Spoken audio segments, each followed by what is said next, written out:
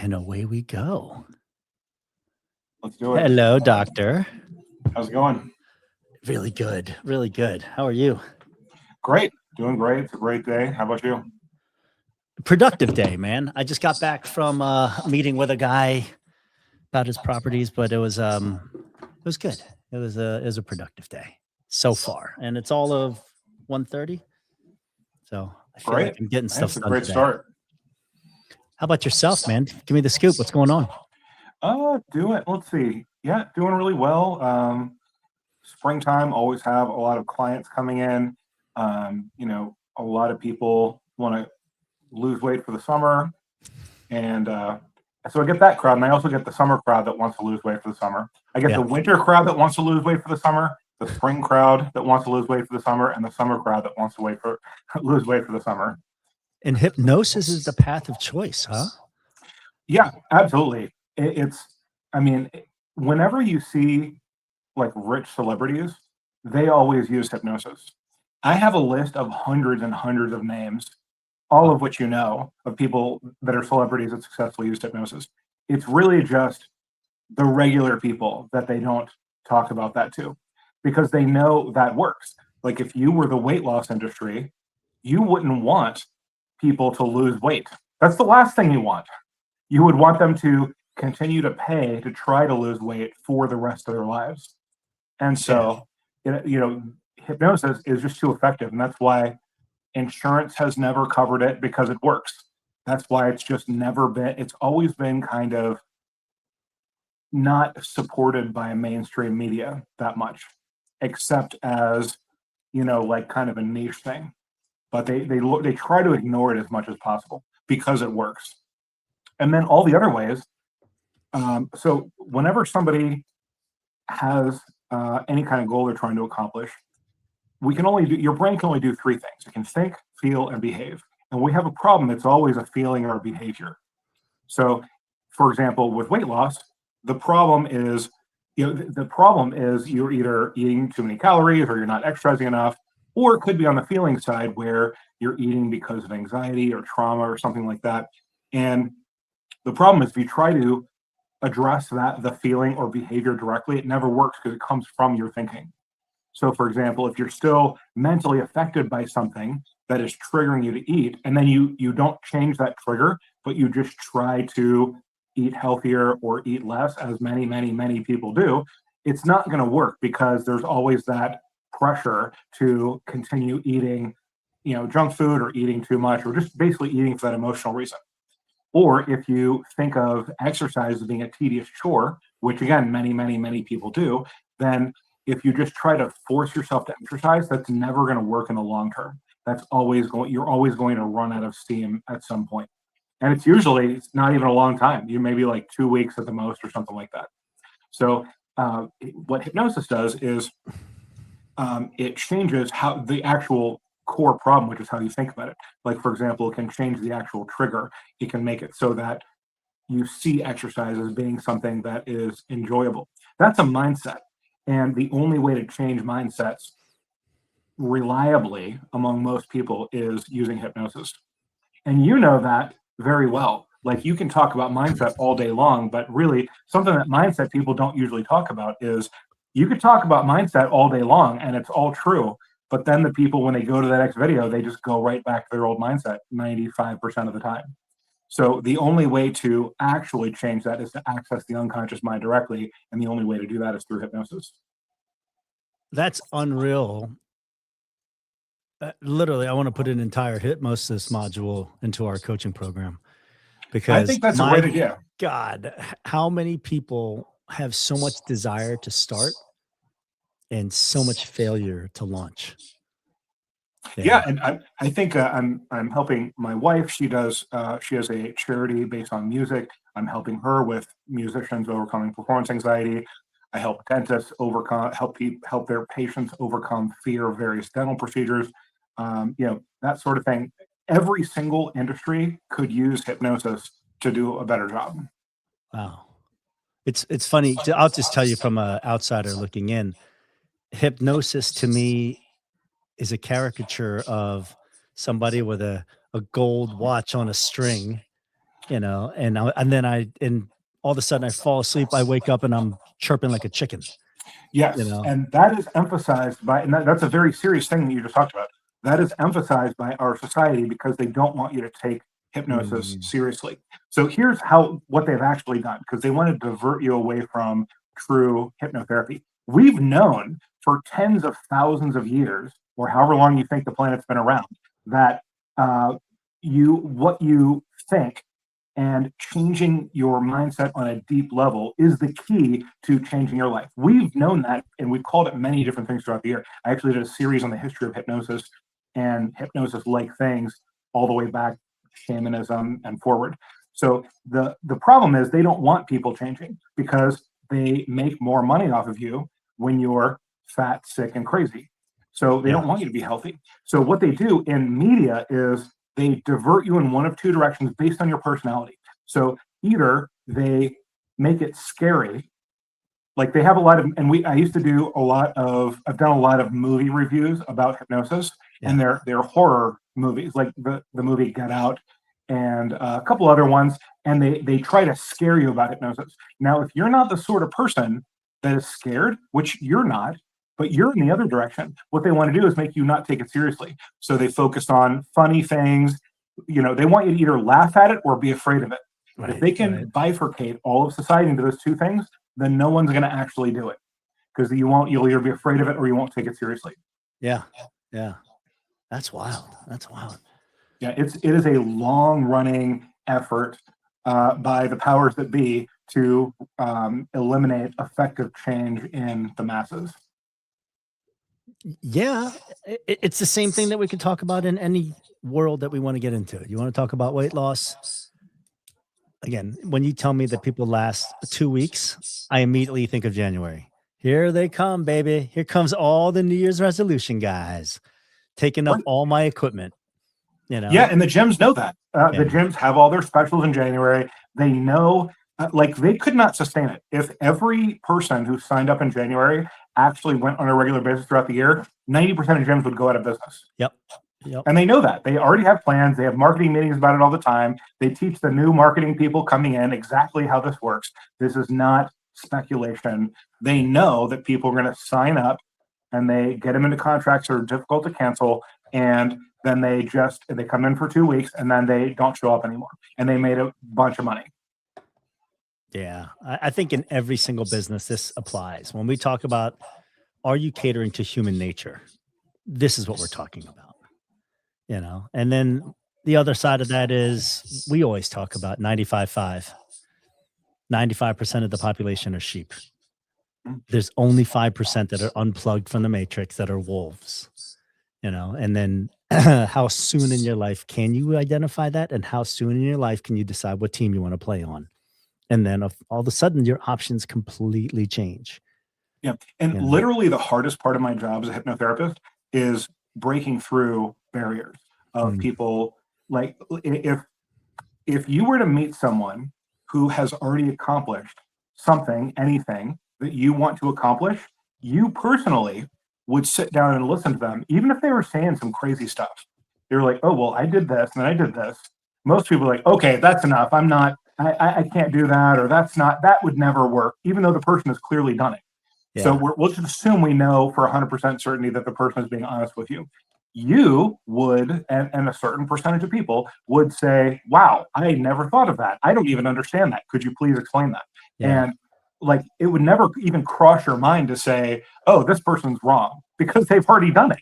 But most people are not. So the hardest part of my job, again, 95% of the time, like you said, is at some point we hit some kind of wall where they either believe something's not possible, or more frequently, it's like, they're like, okay, wait a minute. I've believed that my entire life. Because, when they come in, of course, I give them as much information as I can, but I can't tell them everything about their mind and their problem and the solution and everything. So there's always going to be something that is like a surprise, or it challenges something that they believe their entire life. They're like, wait a minute. Okay, no way. There's no way that's the way to do it.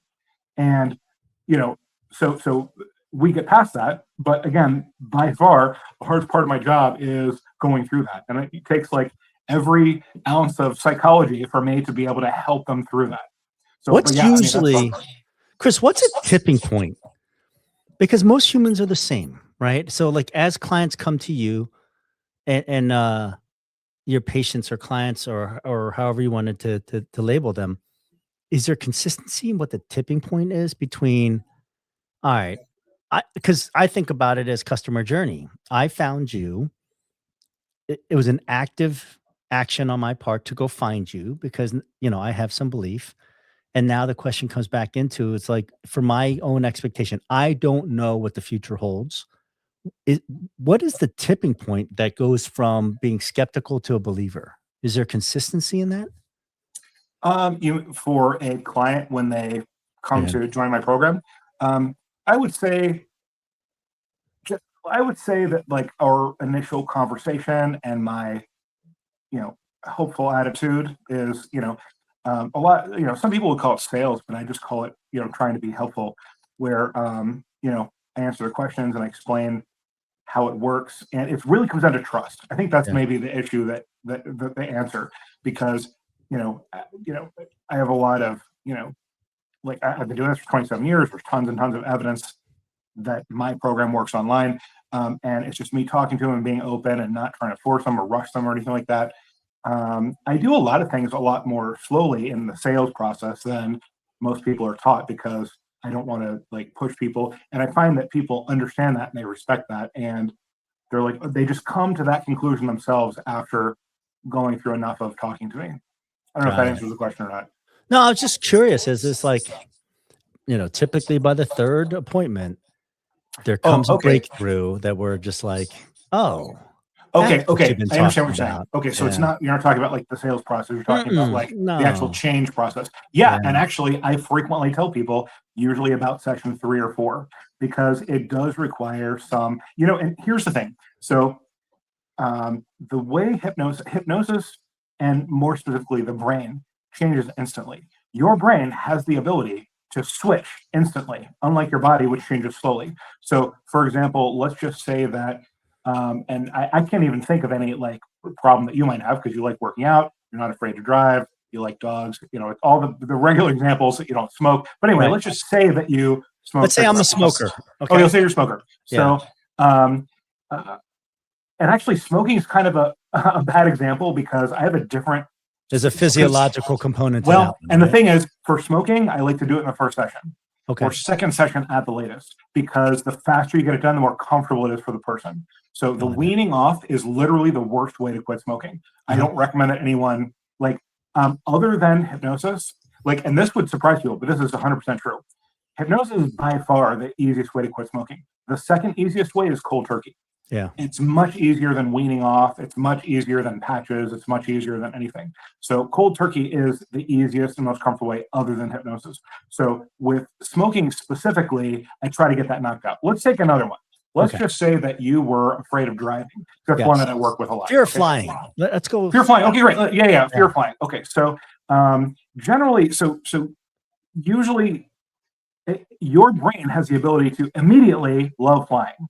Like if your brain did the right thing, instantaneously you could switch over to loving flying. So that's not the hard part. Your brain is definitely not the bottleneck. Your brain is never the bottleneck for anything. It's always your beliefs and what you're willing to do mentally and how new an idea is and stuff like that. So I don't ever push people to make that kind of change immediately, even though it's totally possible. If I could just USB plug myself into your brain and just fix everything, it would be fixed immediately, and there'd be no problem. It'd be like, okay, it's this much. Okay, you ready? Boop. Okay, you're no longer afraid. Like your brain can do that. Yeah. So the problem is the ideas are so new, and if you're afraid of something or if you don't have motivation to do something, really our only two problems are from a activity like doing activity standpoint are anxiety and motivation. Do you want or not? Are you afraid of doing it, or do you want to do it too much, like cake or something like that? Right. So we get to a point where it's like you deeply want the cake, or you have an idea. Like for flying, for example, I've worked with many people who are afraid of flying. It's very common, and a lot of times it's either like a claustrophobia or a fear of crashing, the plane crashing, obviously, or having a panic attack. Actually, that's the most common one. The most common anxiety that panic attack people have is not the environment that they're in, but rather that they're going to have a panic attack. Right. So someone will come to me with a fear of flying or a fear of driving, and as soon as we start talking about it, the main fear they have is that they're going to have a panic attack during that event. So you can instantly switch over to thinking in another person's way. Like there is theoretically another person in another parallel dimension that has your exact DNA. They're exactly like you, except they had different environmental events as you were growing up, and they just, for whatever reason, never acquired a fear of flying. So your brain absolutely has the ability to be that person's immediately. So just to answer your question, it usually takes maybe like 3 sessions or sometimes 4 sessions for them to get used to the ideas. Here's a great way to think about it. I've been thinking about this for 27 years, and the best metaphor I've thought of how the brain makes changes and how it keeps or doesn't keep those changes is imagine a giant arena, like a Colosseum, like a Roman Colosseum, except it's a bowl. So it's like a smooth bowl. And in the middle of the giant bowl is a giant, perfectly round boulder, many, many thousands of times. But it's perfectly round. So it can roll, but it has a lot of momentum, and it has a lot of, it has a lot of delay when it's moving. So now also imagine that you have a laser in space, and the ball will slowly move toward the laser. So the laser is pointing somewhere in the arena at all times. That is your attention. That's what you're paying attention to. So now notice how most people, and this is more true today, we talked about TikTok brain, the laser is just moving around. It can't stay. It's hard to stay in one place at a time.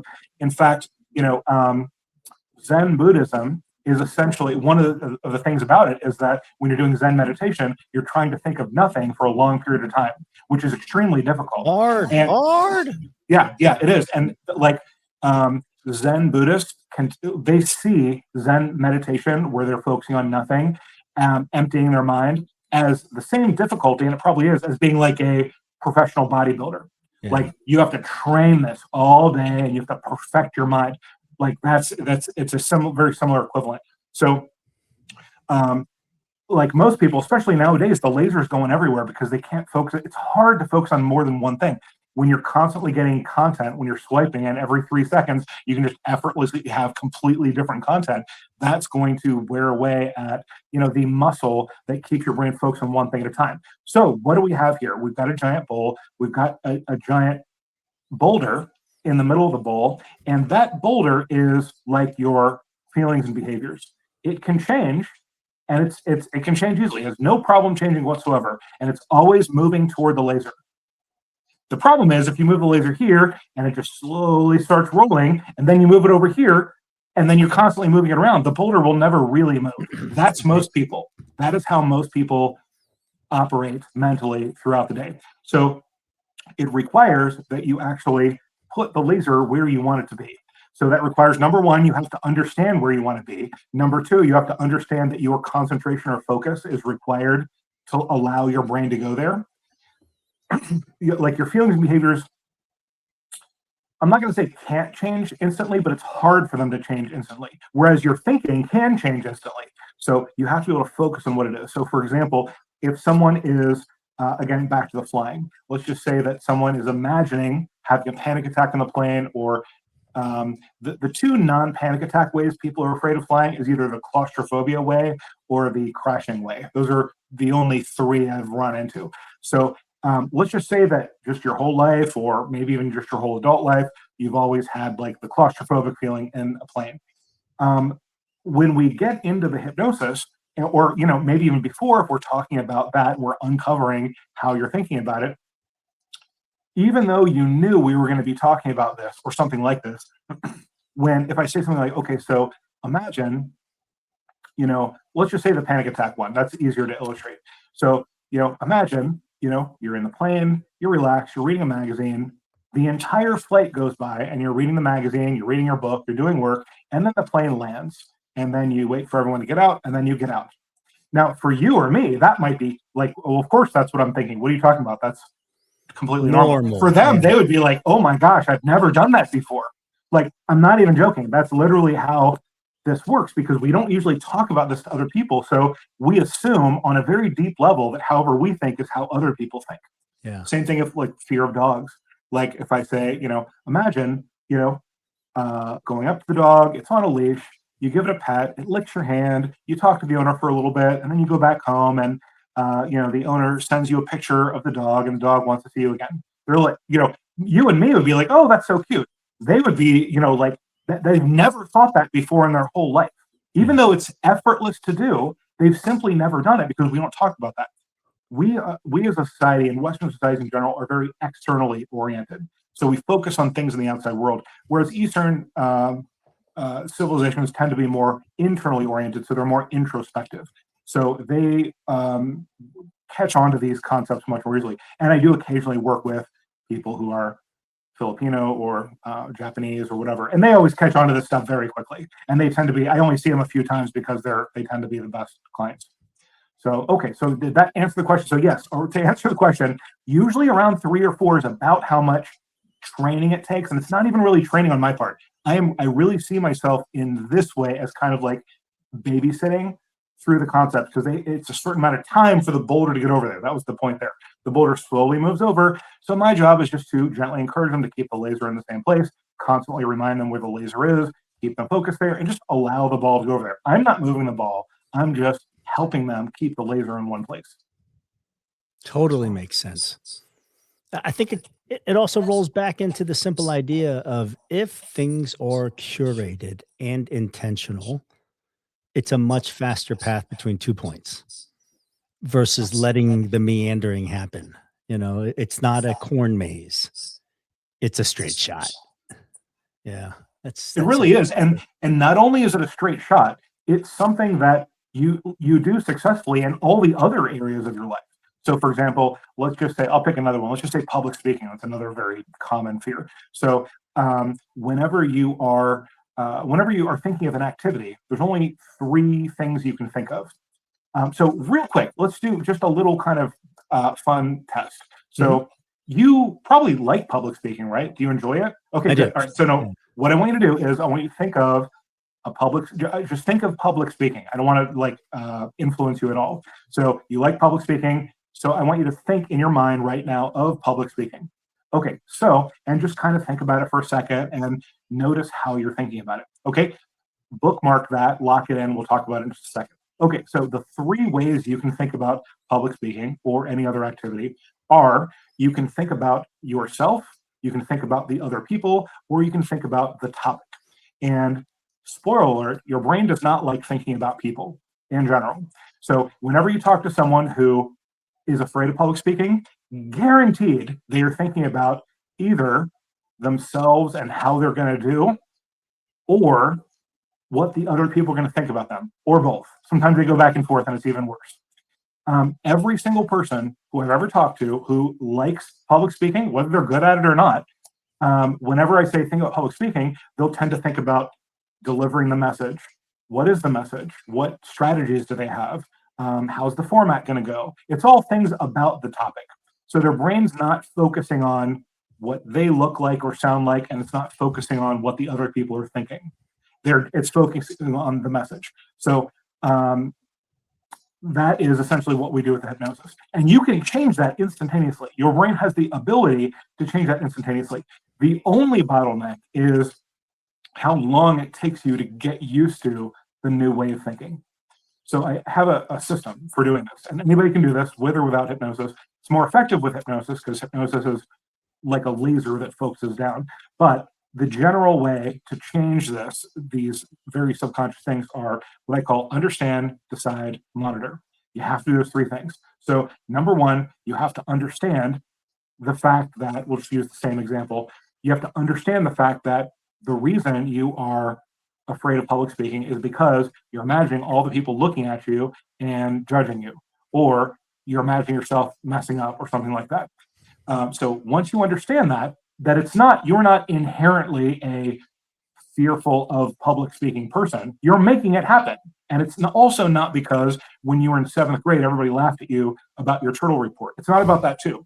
You are literally dragging that into the future by thinking about it again. If you didn't think about that, like if we could give you amnesia for that thing, it simply wouldn't happen and you wouldn't have the fear. So it's not because of that. It's you're literally dragging that into the present. Where any fear we have, we are creating it right now. Whenever it happens, we have to actively create it. So, so you have to understand that process, and you also have to understand what the solution is. In this case, and I'll have people say, okay, and again, I walked you through this a second ago a couple times, but it's like, okay, so I want you to just imagine, let go of your disbelief. We're just going to imagine for a second. Okay, I just want you to imagine, okay, you stand up to do your report on frogs, and immediately you think about frogs and the three different types of frogs that you researched. And you're like, okay, so the first frog is like this. They're green and they hop around and they love lily pads. The second type of frog is the deadly poison dart frog from Africa. And then the third type of frog is this, whatever it is. Now, and then you are finished, and then you sit down, and then later you got an A on it. Now, notice how when you did that, if you did exactly what I said and did not do anything else and just followed exactly what I said, which perhaps surprisingly, like 90% of the time, they're able to do that. When I handhold them through the thought process, they're usually able to do it and they don't go back to their old thoughts, at that time. Notice how when you were doing that, your brain was unable to create anxiety. It's not that you just didn't have anxiety accidentally or you fought it off. It's that when you were thinking of the event and doing it successfully from beginning to end, your brain simply does not have the elements necessary to create anxiety. In fact, you could think almost like 99% of the ways that you could think about public speaking do not result in anxiety. You have to think in very specific ways for your brain to even be able to create anxiety. You have to think about failing, or you have to think about other people judging you. And there's really no other way to do it. You've got to do one of those two things. So if you think of anything else, like for example, if you thought of, man, I can't wait to get this report done. I've got a baseball game after this. Okay, let me just read this thing and get through it. It might not be your best performance, but anxiety is not going to be the thing that happens. So you have to understand those two things. How are you making the problem right now? Not your past, not your brain, not your unconscious. How are you making the problem right now? And what would you need to do in order to be unable to solve the problem? That's understand. And then decide. You have to, all these sound simple, but they're all vital. You can't do it without all three. And I'll explain that in a second. So you have to decide, okay, so from now on, I'm going to do it the other way. So I'm going to, whenever I think of public speaking, I'm going to focus on my topic. And that's going to be all I think about. I'm going to focus, and it could be strategy. Like, okay, so I'm going to use this kind of tone of voice. I'm going to talk with this cadence. I'm going to focus on this, whatever it is, strategy, topic. If you're thinking about not people, then your brain will not be able to create anxiety. And then, because remember, again, like if you're thinking, oh, I'm going to fail and then I'm not going to get a job, you're thinking about a person, yourself. So that's also people oriented. You got to think about the frogs. Okay, think of the frogs, and then you'll be fine. And then you have to, understand, decide, and then you have to monitor. I use that word very specifically because it's like the boulder rolling. You're not moving the boulder. All you're doing is kind of telling it where to go. Fortunately, we all have a system in our minds in place that allows the boulder to roll toward the laser. So all you have to do is keep the laser where it is.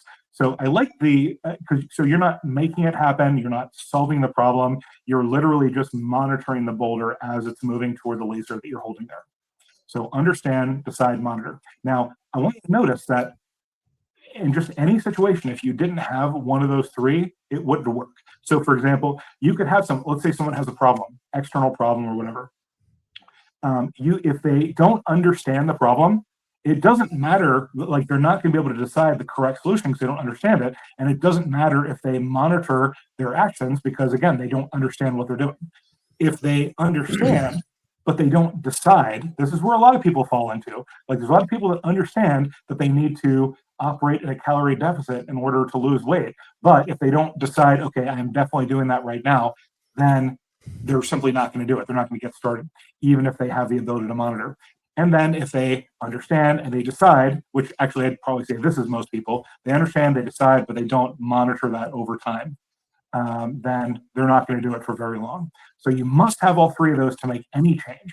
And I'd say 95% of people miss out on one of those three, and then they end up not accomplishing what they want for life. They don't make permanent changes for life. Where does hypnosis attack one of those three pillars? The understanding, the decision, or the monitoring? That's a good question, and I would say we do the second two. Well, okay. So I guess the technical answer would be the second one, the deciding. Yeah. So we do the understanding ahead of time. That is mostly a conscious process. So we explain it. I make sure they understand it before we start. And then once we're in there, we go through imagery design to help them decide for real. Like, I don't know if there's a difference between making a decision when you're doing a bunch of other stuff and making a decision when you're totally and completely focused on that one topic. So it's like the first one, I might even forget 5 minutes later. Like if I'm doing emails and I'm doing this, I'm on the phone and I decide to do something a certain day, but then I get another call and blah, blah, blah. That might never happen. But when you're totally and completely focused on something in a way that you really can't be when you're awake, when you're laser focused on something, then it sinks in much deeper. So that's the actual decision part. And then the monitor part generally happens outside of the hypnosis. So you're making sure, and really the thing you're monitoring is not your behavior or your feelings, it's actually your thinking. So for example, if someone's afraid of airplanes and because they were imagining the plane crashing, and I coach them to imagine it in the normal way that everybody else does. And one other thing I want to say about that, it's in the way that they do everything else also. Like, they'll think about that person might not be afraid of public speaking. They do it just the right way. They might not be afraid of watching their favorite TV show. They do that the right way. They might not be afraid of cooking. They do that the right way. But then they do it a completely different way when it comes to airplanes. And so really my job is to be like, hey, you know how you do everything else? You can do that this way too. So it's not just effortless for the brain. They also do it exactly right in most other areas of their life. So it's really just a matter of saying, like, hey, let's try it for this thing also. And doing that in hypnosis allows the mind to really understand it. Okay, get really elementary for me. At any point, am I out of my current state? Like, do I In get hypnosis, hypnotized where I am like not in control of my own jam? good question. So it's not a control issue. So this is the easiest way to explain it. You go into hypnosis at least twice every single day. So so there's called the hypnagogic and hypnopompic states, that when you're waking up in the morning, you pass through hypnosis. And when you go to sleep at night, you pass through hypnosis again. Now, normally it's a transitional state. You don't stop there. My job as a hypnotherapist is to help you into that state and allow you to stay there long enough to give you suggestions. Really? Yeah, So absolutely. It's the exact same state. So I'm literally thinking of like Inception. You're getting me to a place where you're intentionally inserting thoughts where they're not my active thoughts. Yeah, and it's there. So let's talk about that for a second. I remember I learned this. I've actually always been interested in hypnotherapy. When I was 13 years old, I found a book. My mom was head of psychology at Portsmouth Naval Hospital, and she had a book on self-hypnosis, and I read it and studied it, and I studied it ever since then. And I was thinking about that, and I remember I was 15 years old, and I was very tired after a long day at school, and I was just like almost asleep on my feet, and I was near the dinner table, and I remember my father saying, "Why don't you have a seat?" And then the next thing I was aware of, I was already sitting down. So that's a good example of hypnosis, because I was very tired, I was almost asleep, and he just gave me a suggestion, and it happened. I didn't choose it. I don't remember choosing. I was not aware of choosing it. I was just noticed that I had already sat down. Now, if he had said, "Why don't you go rob a bank?" Okay, I wouldn't have done that. That would have woken me up. So your unconscious protects you from things that are bad for you. Right. So as long as you have the right state, and also you're given an acceptable suggestion, then your brain will put it into effect automatically. That's the best way to explain suggestions. Got it. If you're open to it, Yes. and it's within the realm of acceptable, your body will allow it. Right. And let me add a little bit more precision to that also. So for example, let's just say that you don't like working out or see it as a chore, which I know is false about you, but let's just say that you don't enjoy working out. And I said, while you're awake, I said, you could pick like a sport that you like, and that could be your exercise. you'd be like, yeah, that makes sense. But the problem is it wouldn't get in because you're not in hypnosis. You've got your conscious mind awake. You're probably thinking of a bunch of other things. You're not focused on that idea. So in hypnosis, that idea can just sink right in. You can just get right in. It's like if you're cooking something that has to be like melted, and then it like melts down to a point where something can sink down. That's kind of how hypnosis is. And then it can, when it cools off, it refirms and the thing is already in there. That's a good example of hypnosis. Interesting. It's brain butter. Yeah. It's brain butter. That's right. Yeah. No, it's such an interesting way of thinking about it. Like, thank you for explaining it to me. Cause again, I have the cartoon version of Daffy Duck and, you know, Elmer Fudd hypnotizing somebody and doing all this, right? Yeah.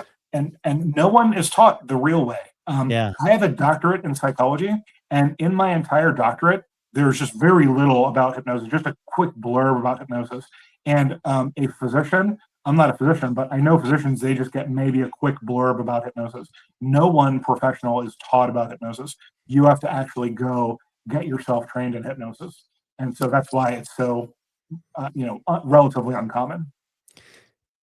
Do people come to find you to leverage hypnosis to remove or add in their lives? It's usually remove. Remove. Hypnosis is very powerful for adding as well.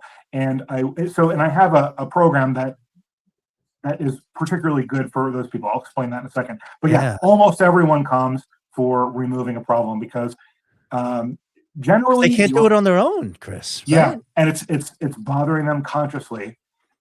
Interestingly, your conscious mind is more motivated by negatives, like it wants to solve problems or get rid of problems, and your unconscious is more motivated by positives and almost doesn't care about negatives, which is why it allows things like smoking to happen. So, but the short answer is almost everyone comes to me to resolve a problem, and I have a program for that. But I also have a program that I call my Life Coach for Life program, where it actually, you get unlimited topics. So it kind of removes the limit of what you can talk about. Like if you just want to come and you just want to quit smoking and that's all you want, great, that's fine. I've got a program for that. But if you want to do more, I have the Life Coach for Life program. So anything you want to work on, and let's say you do want to quit smoking, let's say you do want to lose weight, but then like after that, maybe you also want to get better at golf, or you want to improve your public speaking or something like that.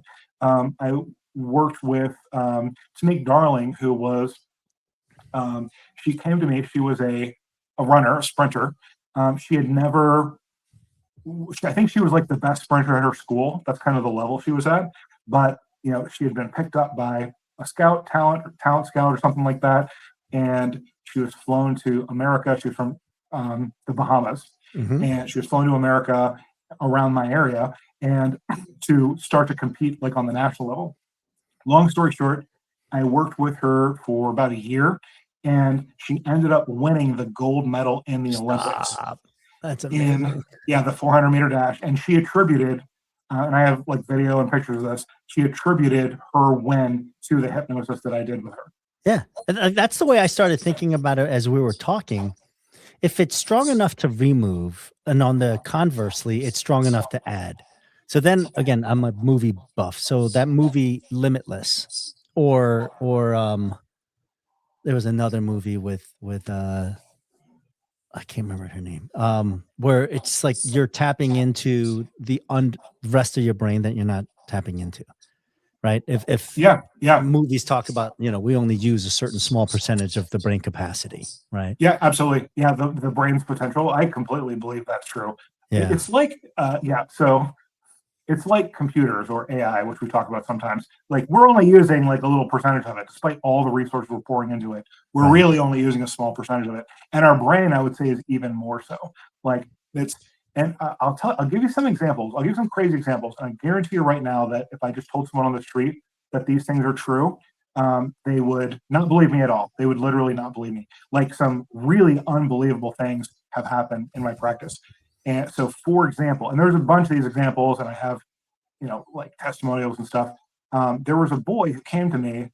His father brought him to me. He was like, he was 4 years old at the time, and his entire life he had warts all over his hands. Yeah. And one thing most people aren't aware of is that skin conditions are mostly psychological. You know, Really? unless you have a disease, anything your psychology is reflected in your skin. That's really true. And that totally makes sense, that statement, Chris. So if I'm high anxiety, super nervous, and I'm like in high school or elementary school, I have bad acne. Yes.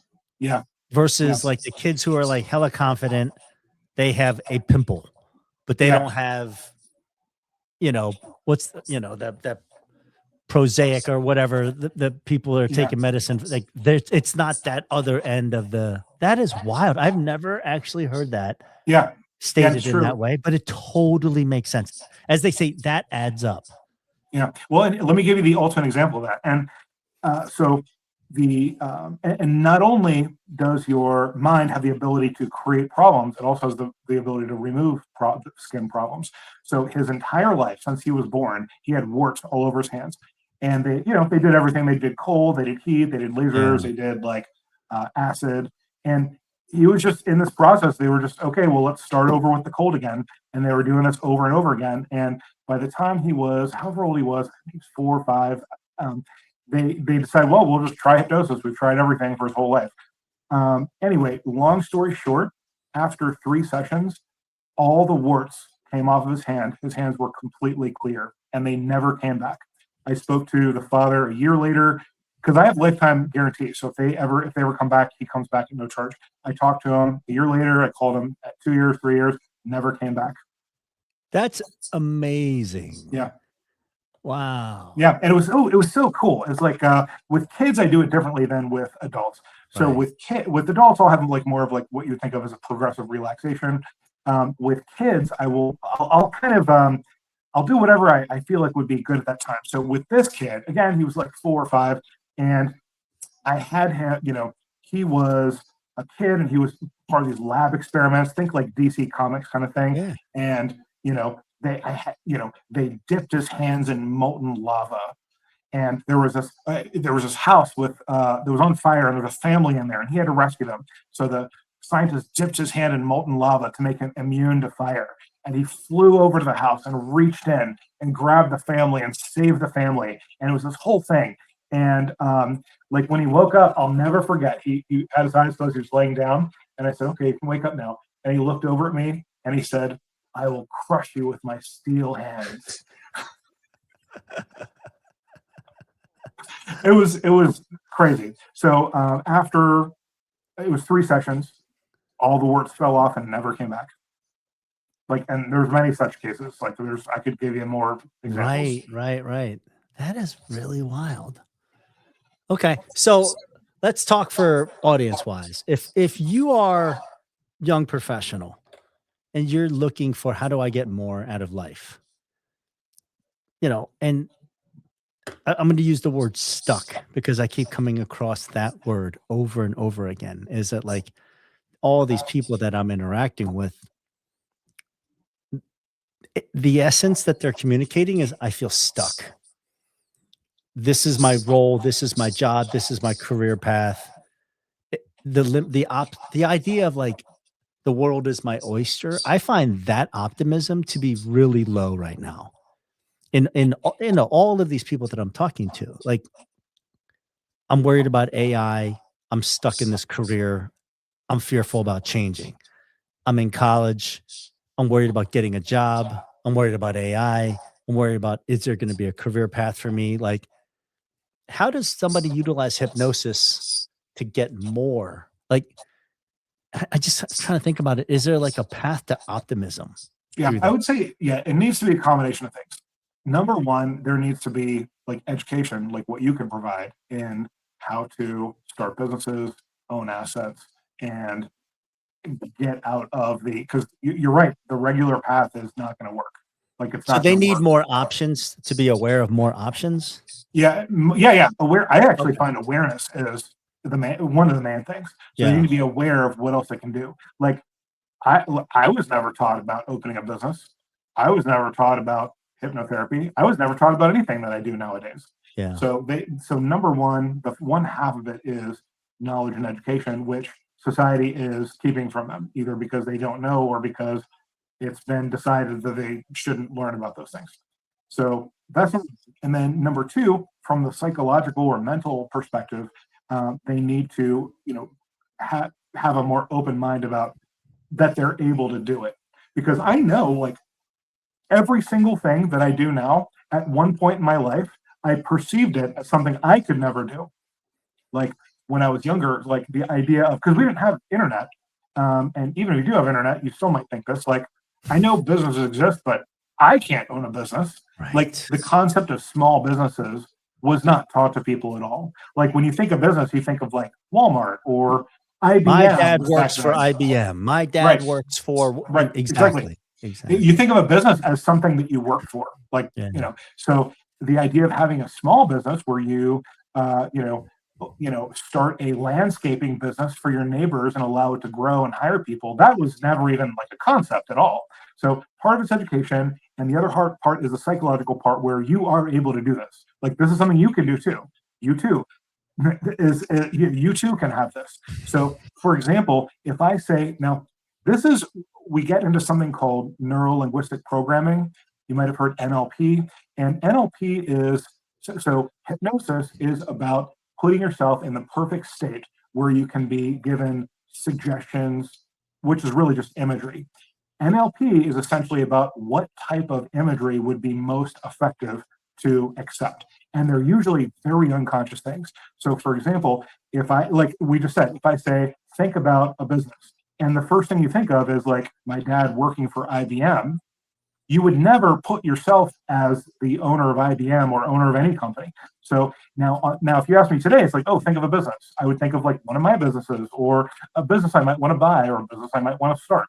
That's the kind of imagery they need to have when they think of business. Yeah, we think of businesses as a buffet table, whether it's a laundromat, whether it's a plumbing company, whether it is an AI company, like those are all purchasable, buildable, buyable, acquirable, I should say. And the having my name associated with any one of those is a possibility. I get what you're saying in that way. Yeah. The idea of like the sheep that have always been told, not that you're worthless, but you're capped, right? That disjointed of like, oh, like I just watched the Lewis Hamilton, the Formula One driver, the documentary. And he was like, yeah, we had no business being a Formula One driver. He goes, we would be at tracks. Everybody else is saying, like, why don't you go back to where you came from? You don't belong here. His perseverance, the dogma he had to continue and the grit that he had to continue, that kind of fueled his growth. The interview near the end of it was, will we ever see one of your offspring in a Formula One car? And he said, no. He goes, I cannot recreate the culture and environment that I grew up in that gave me the fortitude in order to become a Formula One driver. It's a real thing. It's like, okay, if I was 7'2" and my son was 7'1", we're going to be NBA players. Like there's something to be said for that, but being a 5'7" driver driven by mental fortitude and grit, even if he has great hand-eye coordination, there's something to be said around, I do this fearlessness. I do this without fear because I am more hungry. My desire to win is less than my fear of failure type of thing. You know what I mean? Like, yeah. So here's what I would say about that. So like these ideas of like fearlessness and grit and perseverance, people tend to think of them as things you have or don't have. So I'm gonna okay. So I'm gonna go to three things. Talk to me about this because they think of them. You're about to unwind my whole psychologist. Okay, good. Yeah. So I'm gonna tell you the thing that some people think, but I'm gonna tell you the thing that I think. So most people I would say think, well, grit, persistence, fearlessness are things you have or don't have, like they're characteristics. Most people who would disagree with that would then say, well, no, they're things that you earn over time or that through struggle. And there's definitely some truth to that. I would actually say, and this is the most useful thing, and this is how I would use it. Those are things that you already have in other areas of your life. You're just not applying them to the thing that you want. So, for example, if you are, if you collect baseball cards or something like that, and you are like very meticulous about it, and you look and you research and you figure things out and you think about it very analytically, but then when you get to math class at school and you feel lost, you have the ability to transfer that over. You're just not using that mental state in math. You're not perceiving math in the same way that you perceive the baseball cards. So, and if you did, you could easily, you already have the skill, you already have the quality, you could say, but like you already have the strategy or the process for one thing in your life, and you can apply that over. So I would say that everyone has fearlessness in some area of their life. Like if their dog was drowning in a pond, they would jump in and save the dog. Yeah. There's some area of your life that you already have fearlessness. It's just that, but then when they don't want to ask their boss at work for a raise or something like that. Like you have the fearlessness already. You have the grit already. There's a certain situation in your life where you need the persistence, and you do it naturally. You do it all the time. It's just you're not applying it to other areas of your life. So I see hypnosis as being able to transfer. Like hypnosis can do a lot of things. The easiest thing it can do is transfer a quality from one area of your life to another. That's why I usually take that strategy, because it's so much easier than everything else. We could, install new things, but it's just harder than transferring something over. Tapping into and I feel like you already have everything. I think you already have the grit, the strategy, the persistence, everything that people think of as like quality. I feel like you already have it in some area of your life. And the easiest thing to do is just transfer it over. That's really interesting. Who's hypnosis not good for? That's like saying who is sleep not good for? Okay. Who is food not good for? Everyone does it every day. It's just a matter of, are you using it in the best way? So that's like looking at someone who eats Twinkies all day and saying, oh, food is not good for that person. No. What they're currently eating is not good for that person, but food is good for them. Yeah. So, if someone to answer what I think you were asking, if someone came in and they didn't want to change, or they were, actively resistant, or they, those people are not going to come to me anyway. So I almost never run into issues like that. But the bottom line there's no court-ordered hypnosis happening, right? Right. Exactly. Okay. But yeah, no, hypnosis is good for everyone. Again, it's like saying, is running fast not good for anyone? It's not a thing that does a certain thing to you. It's just an ability that you have. Is lifting a thing up and holding it bad for anyone? No, it's an ability that everybody has, and it's useful in some contexts. Mm-hmm. So hypnosis is not good or bad. It's a skill that everybody has. Yeah, I find that really interesting. I want to circle back to mindset. This unpacking, unwiring, rewiring. I think as a generation, we're about to see that put to the test, because I feel like we're equivalent to like me watching 1823 on TV and watching cars show up in Montana while, the Yellowstone family is still riding around in horses. They're coming, right? It's happening in real time. The people that are wanting to change mindsets, and we'll use our examples that you and I work with, is like W-2 employee trying to make the leap of faith to become a business owner or a passive business owner, real estate investor in our world. Is that something that I guess it would be beneficial, but should they look at it as a consideration to help them get over that chasm?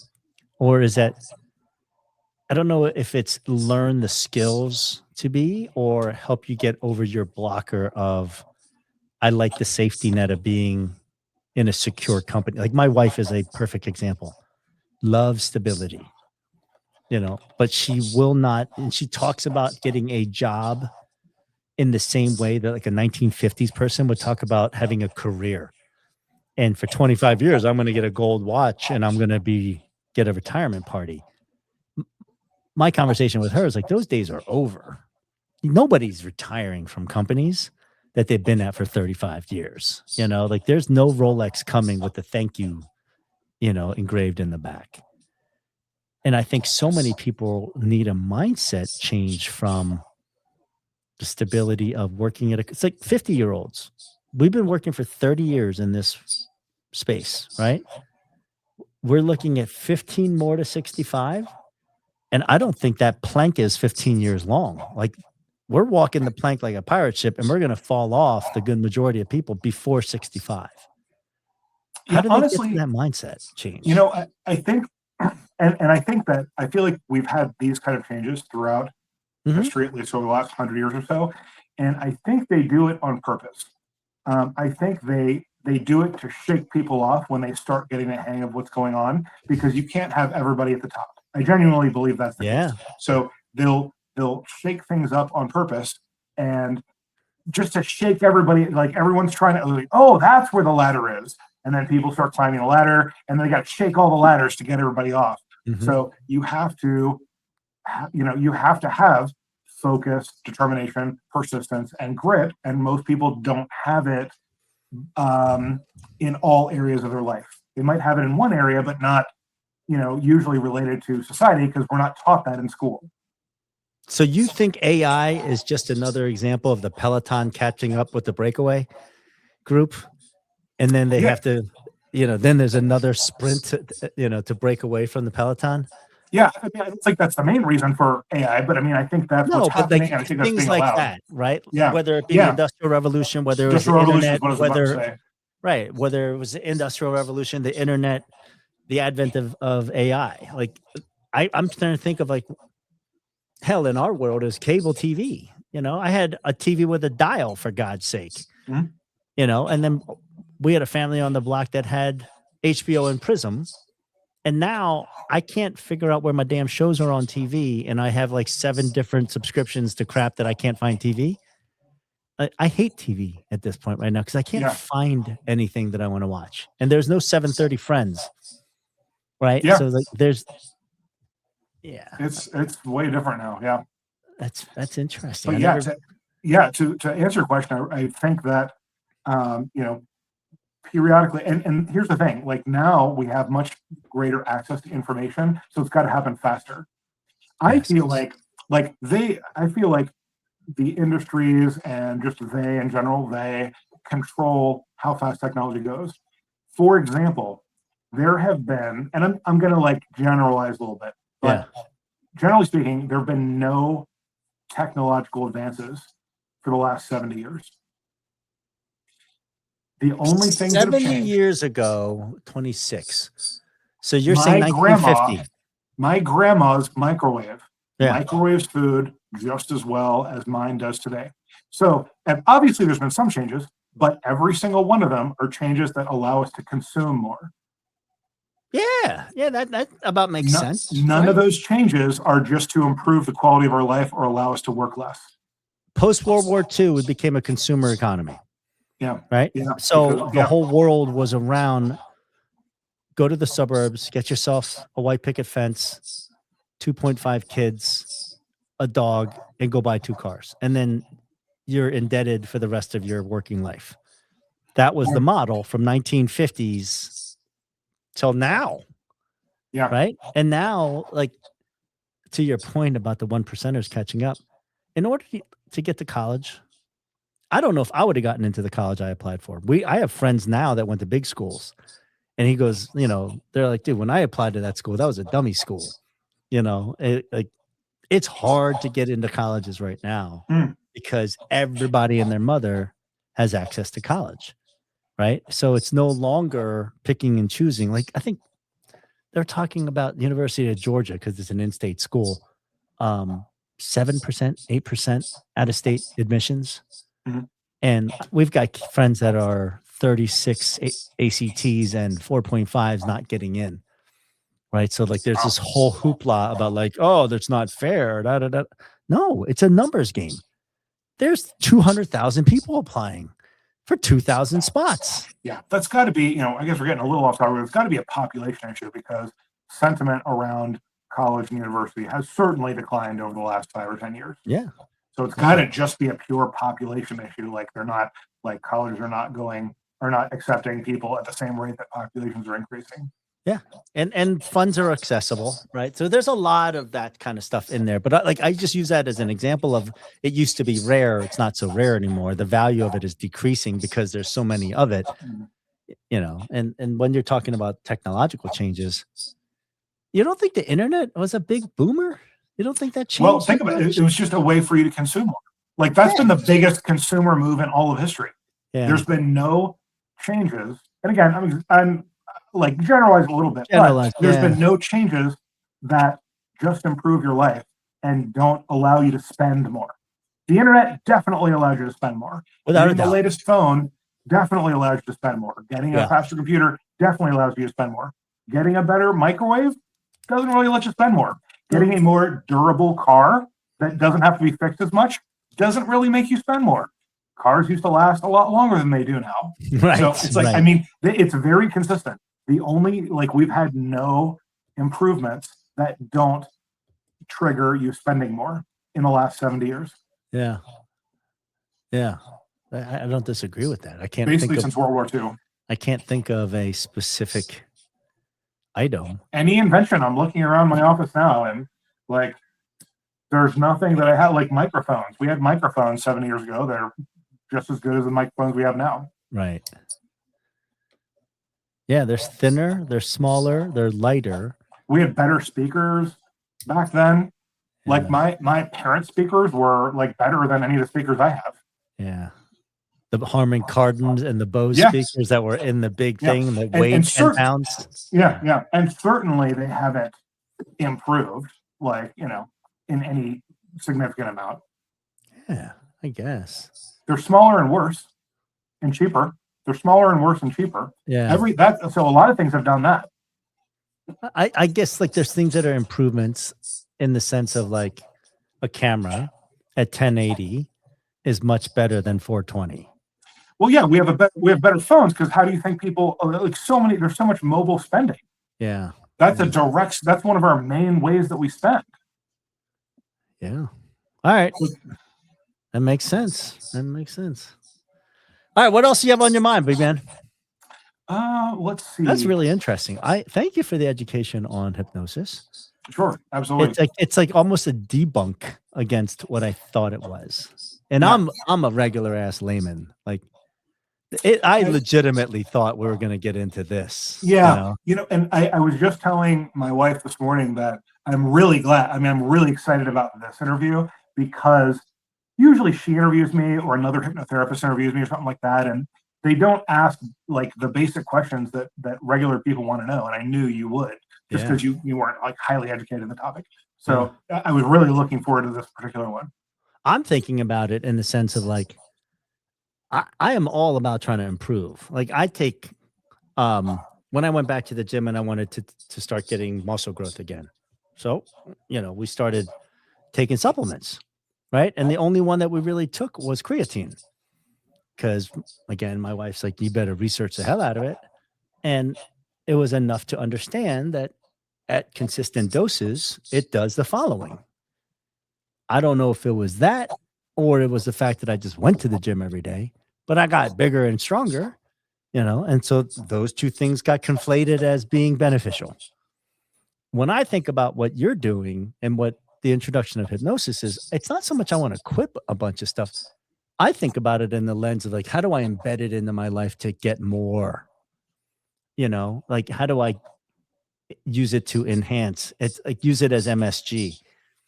How do I get more flavor out of it and more taste out of it that I feel like I'm under tapped into? Yeah. And, that is interesting that you say that because, part of the curse of being a hypnotherapist is that, most people want to solve their most important problems. So I never really get a chance to help people with their higher level things that much, So it's like, it definitely, we do the important things like quitting smoking, losing weight, getting rid of anxiety, stuff like that. I started a perimenopause program, which has been extremely successful so far. But it's rare that I get to do things like help people, improve their performance in public speaking or athletics or something like that, the higher level things. Yeah. So it's always a pleasure when I get to do things like that. Yeah, I'm never going to be taller than I am, and my weight will go up and down 10 pounds. But I think my mind is probably the last muscle in my head that it's not untapped. You Yes. know? And the thing is, yeah, so we understand physical things so much better than we understand mental things. So it's like and I'm going to try to convey like the levels of how this is. Like if I get a sunburn, I effortlessly know how to deal with it. Get out of the sun, put sunburn lotion on it, let it rest for a little while. It's basic, like children understand stuff like that. But when I have anxiety over a long period of time, it's essentially a sunburn. And people don't understand basic concepts like stop making anxiety or do something restful and healing for yourself and stay away from the anxiety to allow your mind to heal. Like it's very parallel, but like that latter topic, it's like very few people understand that. You've got to be like really open to understanding how the mind works. Whereas the first one, which is the exact same thing, even children understand. So like I would say that, the way you heal the mind, the way you heal the body are the same. Yeah. It's just you have to understand how the mechanics, just like you have to understand the mechanics of how sunburn works, you have to understand the mechanics of how anxiety works and how compulsions work, for example. But it's all about any problem you have that's psychological can be resolved just as easily and in probably the same way as its physical equivalent. Okay. It's interesting. I know a lot of compulsive people. Like, I think that is a trait that is running rampant too. Like people want to bucket as ADHD. They want to bucket as a bunch of other things. I look at compulsions a little bit differently, but it's like, I look at it as kind of a trauma-centered compulsion model, right? If you have some sense of unfettered trauma, your body has to fill in that void. I don't know if you know Gabor Mate and his research around addictions and how people. So he's a Vancouver-based psychiatrist, Eastern European, and ended up in Canada. But his conversations are all around childhood trauma, being an adopted kid that has all this, background history, like childhood trauma that's undoctored. I don't know what you want to call it, unaddressed. Yeah. So like I think about it like a pothole in a road, right? So here's this hole that if never filled and patched correctly, it's like a cavity in a tooth. It just constantly will Get worse. Yeah, and or need to be filled. And the only normal mental fill for that is dopamine, right? And that's where, people get into problems is you're filling a negative and you keep adding more negatives. So you're trying to make a positive out of two negatives, you know what I mean? Versus trying to fill it in with something positive and then cement it and then move on. At least that's how, and a key thing about that is that they imagine that that's the only way to do it. So, which is why some people, like you tend to be addicted to one thing because you then believe on the unconscious level that that's the solution, or at least the temporary solution. Very much so. So it's, what I do is we redirect that towards something else. But you can only do that in hypnosis, like reprogram it to be something else. So, and that is a very complex and interesting topic. So the simplest one might be like sweets or something like that, like junk food. And when you imagine that you need like a little bit of dopamine, for example, if you think of that first and then you imagine feeling good, that creates the compulsion. Here, let's do this real quick. So, I don't want to mess with your mind at all. So it's just an experiment. So imagine that you're clucking like a chicken. No. That's another whole topic. And again, that's a lot of that is about the powers that be, we'll say, wanting you to laugh at hypnosis and then not take it seriously. That's like the magician version of hypnosis kind of thing. And another way I would say that is just a magic show with a hypnosis theme. It has nothing to do with hypnosis whatsoever. Yeah, exactly. Yeah, it's not related. It's completely unrelated. It's unfortunate that they call it hypnosis or related to hypnosis. It has nothing to do with hypnosis whatsoever. Okay, let's do your exercise.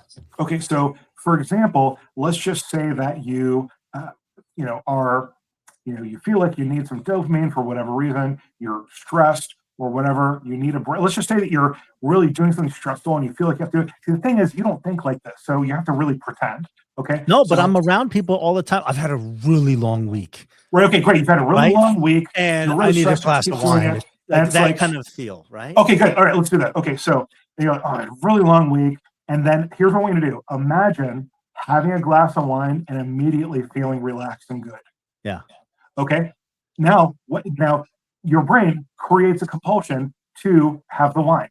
Like it followed that as an instruction. It doesn't care if you have the wine. You literally just programmed it to have the wine. So here's what I want you to do instead. So I had a really long week. We'll do two things. So B is going to be a really long week, and then don't do anything after that. Notice how if you don't think anything after that, you just stay in that for a minute. It doesn't solve the problem, but you also don't want the wine. You're saying my if-then statement just gets stuck as an if. Yes, exactly. Yeah, okay. Exactly. So I removed it then. Okay. Like your brain is a computer. It will do exactly what you imagine it to do. Yeah. You have to, like the imagination instruction, it doesn't care, it doesn't think, it doesn't know any more than the computer thinks or knows. It just literally follows instructions. And the formula or the program for creating compulsion is problem, potential solution, imagine feeling good. Mm-hmm. Okay. Now here's another thing that's a little more advanced, but you could even like imagine having a problem, imagine having the wine, and then it doesn't lead to the solution. Okay. Notice how that also doesn't create the compulsion. Right. And then likewise, imagine a third scenario where you're having a really tough week, and then you go for a jog and you feel great and relaxed and clear-headed after that. Yeah. Notice how that makes you want to go for a jog. Now, so you have those puzzle pieces. The only thing standing between that person and the eventual solution is that it's what your brain's used to doing. Your brain will tend to repeat whatever it has done the most frequently in the recent past. That's the formula. If you don't step in, I'm going to say it again. How recent? Go ahead. How recent? That's a good question. I usually, and this is very, very general, very varies. I'd say like 2 weeks. Okay. Now, don't quote me on that, but generally speaking, like if it's something that you did like a year ago, it's probably not going to affect your working memory. I'm using like generic thoughts. What did they say? 21 days to set a habit. Like, yeah.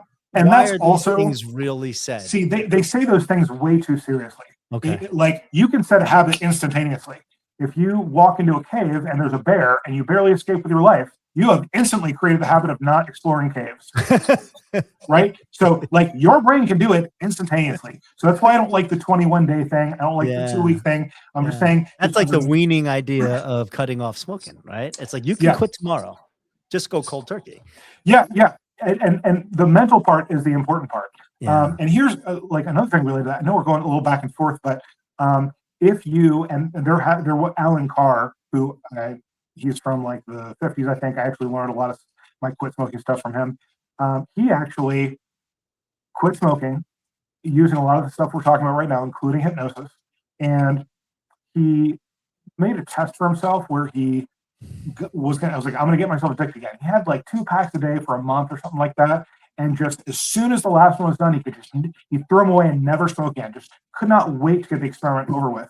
So the point being, his mind state was such that he was not going to become addicted to it. Like, and it doesn't matter. The physical part doesn't matter. That's the part that if I just talked to a smoker in the street, they wouldn't believe that because it's the nicotine. It's the nicotine. It's really not the nicotine. It's how you think about the nicotine. Like, and that is 100% true. And just another great example about that is if you take a smoker who gets amnesia or gets dementia, they actually never smoke again or want to. Like if they don't remember any of the pattern, the thought pattern. So it's very little physical. The physical is like the equivalent of, I usually tell people like the feeling, like, so if you were to just quit smoking right now and had the correct mindset, it would be about the intensity of having, like, let's just say we had like a 5-day beginner yoga retreat. Let's say I said to you, we're going to go on, so you're a smoker. I want you to go on this 5-day beginner yoga retreat. And then by the time you're done, you'll never smoke again. You're like, great, sign me up. So that is about the intensity of your body getting used to no longer being a smoker. when your mind is in the right place. Your mind amplifies it greatly. It's literally like if you're not hungry, but then you pass, or let's say you're not thirsty, and I'm like, okay, we've got a meeting. It's going to be 2 hours, and you're not allowed to drink anything. Well, suddenly you get thirsty. Your brain will make you thirsty because it wants to protect you. Yeah. So it's the same thing. Like once your brain understands that cigarettes are not helping you, it no longer becomes addicted to cigarettes. Yeah. And the physical feeling is just irrelevant. That's interesting. So why is hypnosis not used more often for people with addictions? Well, I do it every day, but like, the reason is because they don't want you to be not addicted. That's the real reason. You're saying the medical industry complex. Right. Why would they, like, they make so much money off of smokers. And then if you really, really want, here's the thing. So here's the tiers. Most smokers want to quit smoking, whether they say they do or not. In fact, I'd say virtually all smokers want to quit smoking, whether they say that or not. But most of them don't really, really, really want to quit smoking. So the 90% that kind of want to quit smoking but aren't really willing to put a lot of effort into it will continue smoking until they're done, and then most of them will have adverse health effects. Now, of the people that are really motivated to quit smoking, like I have to quit, my wife's going to divorce me if I don't quit, my kids are seeing me smoke. My boy had a heart attack next day. What happened? That was it. He had a heart attack, and then next day he had done quit smoking. No. I've had people that have several heart attacks. I've got people that currently have COPD that are still smoking, currently have emphysema that are still smoking. I see that all the time. So it's really not just external motivation. It's really how you think. It's your mindset. So now here's the thing. The people that have more of the mindset to quit, but they don't have the knowledge, what they're going to do is like, okay, I need to find a solution because I've got the persistence, I've got the grit, I've got the motivation, I'm going to do it, but they don't have the knowledge. So they're like, okay, what am I going to do? Okay, fine, I'll try patches. Patches don't work. Like they're very and let me say a more accurate statement. Like cold turkey works way better than patches. I feel like the main purpose of patches is to make it more difficult for you to quit smoking. Not joking. I think that the reason patches exist. I agree with you. Weaning yourself off is much harder than just quitting cold turkey. Yeah, it's like a salad at McDonald's. Yeah, keep coming in. Keep coming in for the McDonald's salad.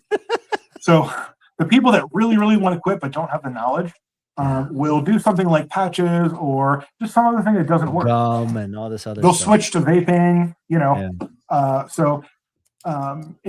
so that's why like knowledge. So they want to keep the knowledge away from you. That's why when we have knowledge of hypnosis, they want to divert it to being scary or being funny. So they want to keep you away from actually knowing about it. So that's the real reason it's not used more for addictions. That's so interesting. Yeah. That's pretty dope. I don't know, man. I loved it. I am smarter 45 minutes, hour 17 than I was an hour 17 ago. Well, thank you very much. I loved it. That was a really fun interview. That's so good. Appreciate it. Yeah. Dude, I didn't realize how vast it is. Like I thought it was kind of one trick pony type of thing. I didn't realize it is like it's not just a trick pony, it's on the other side of the spectrum. Yeah. It's like the way of thinking that we've known about for thousands of years that is the way to change the deepest part of how you think that society at large doesn't want you to know about. Like it's literally like, let's just say that we were on a planet, let's say there was like a primitive planet, and for some reason magically there was a bunch of working cars there, but they were turned off, they don't know how keys work, but there's all these cars there, and we didn't want these people driving. We would want them to be afraid of the cars. We would want them maybe to think the cars are some kind of joke. We don't want them to take it seriously so they don't investigate it. Yeah. But cars are literally 1,000 times a better way for them to get around than just walking. So we need to make sure, like, let's just say we've had our society and then we all blow up and then there's cavemen, but then there's working cars still around. Yeah. And nobody wanted to know about it. So hypnosis is not just a one-trick pony. It's not just a set of techniques for accomplishing certain goals. It is, in fact, the most effective and efficient way to think and access your mind so Yeah. that you can change how you think, feel, and behave. That's wild. Yeah, it's wild. Yeah, it's like it's hard to so it's hard for me to explain. Like it's literally like language. Like language is not a one-trick pony. It's also not a series of techniques. It's literally an incredibly more effective way to communicate ideas than banging rocks together. Yeah. Pretty dope. We'll do this again. I want to talk Yeah. more about it because I am now really curious as to how do I unlock more. You know, how do I do brain curls through hypnosis? That's wild. Yeah. Give me 1 second. Do you do hypnosis treatments for ADHD?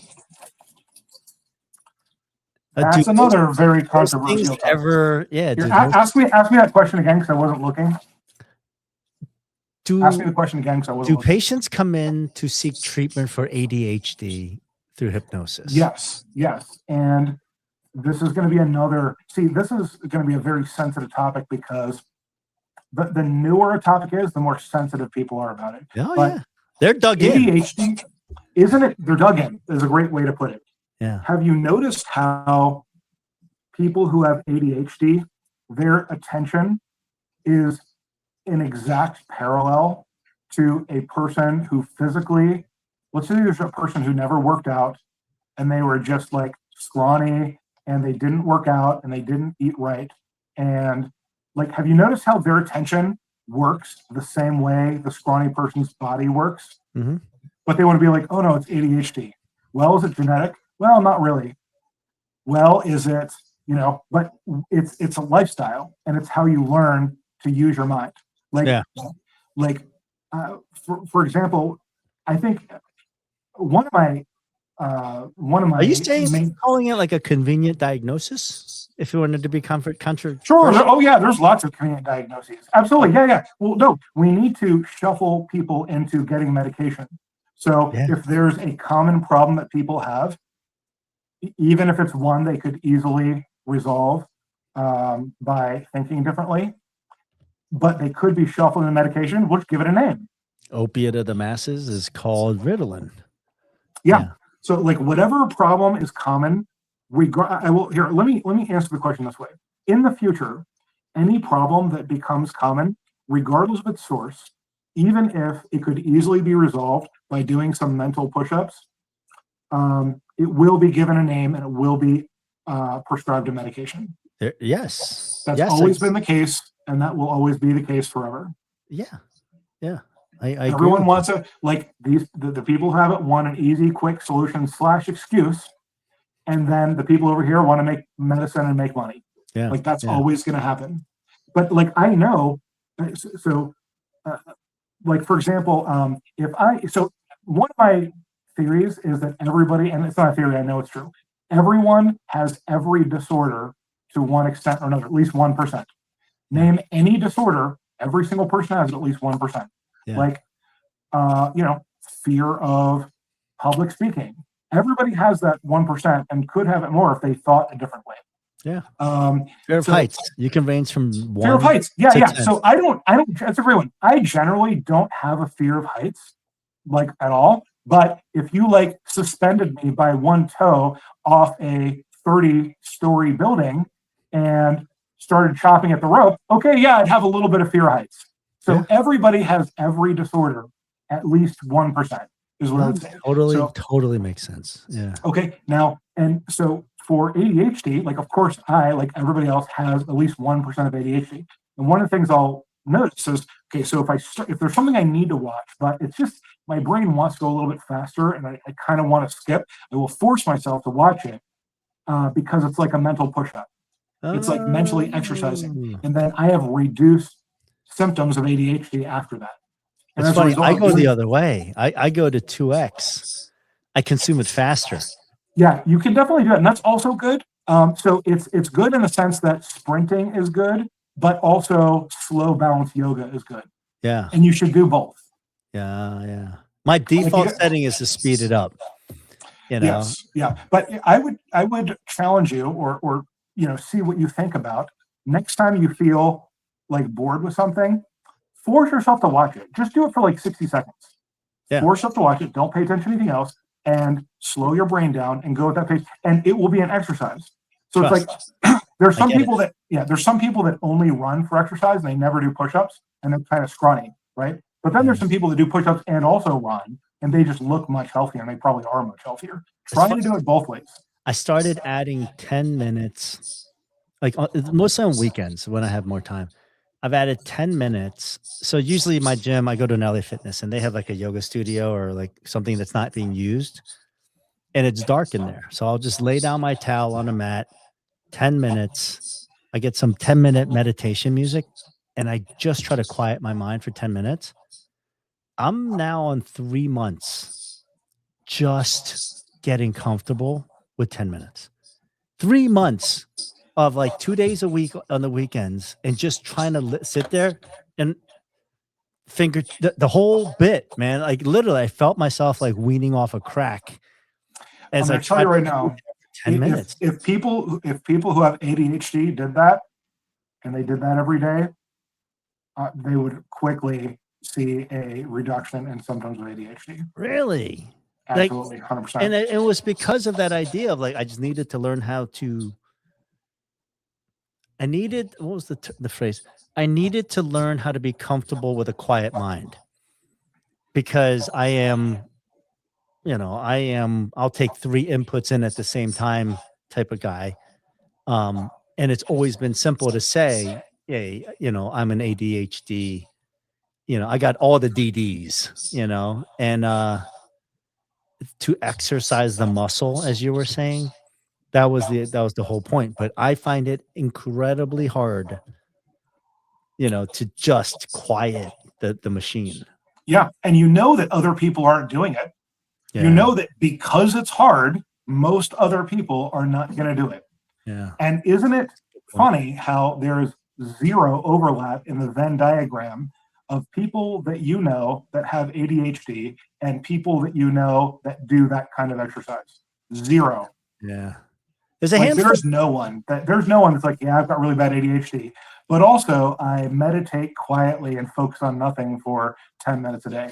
Like there's literally no. They complain about the Ritalin medicine making them skinny and lose weight. Like I don't get a lot. I don't have a big appetite because I'm on, some kind of medicine. I'm like, okay, I'll try. I try not to take a lot of medicines. Yeah, like people who advocate for ADHD, they get very offended if you imply that it's not an inherent problem that they could possibly solve.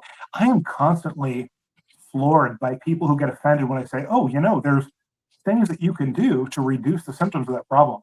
Yeah. Like certain types of people will just get offended by that. They'll be like, oh my gosh, did you hear what he said? And it won't be an argument. It'll be like, oh, did you hear what that guy said? He said that, blah, blah, blah. Go ahead. I experience it. And unfortunately, I experience it from the parents who are using it to identify their children in a box that is socially acceptable. That's another thing. Like, when you've got the doctor who wants to prescribe the medicine, the parent who just wants to control the situation and doesn't know any better, and then the child who is basically doing what they're told, and maybe they're on board too because they also don't know any better. It's like, we got this whole team, and then you've got this guy, Dr. Clayton, coming in saying, hey, there's this difficult but effective way to completely remove the problem. Nobody will, very few people want to listen. So that's actually, unfortunately, not very many of my clients. I would love to have more of those clients because I know that would work. Yeah. But it takes a certain kind to be open. Yeah. It's, and the thing is, let's be on this medication and it temporarily solves the problem. So it's not urgent. It doesn't feel urgent to them. Right. Whereas there's no medication you could take to allay the effects of smoking. I guess you could take medication for weight loss. That's going to have side effects for sure. But, it's not urgent in the sense there's nothing else they can do about it. Yeah. All right. This has been awesome. Great. It has been awesome. Thank you very much. I appreciate that. One thing I want to mention, I have a book. I don't know if it's backwards or not, but it's right on. Let me see this thing. It's called The Only 2 Problems You Have and How to Solve Them.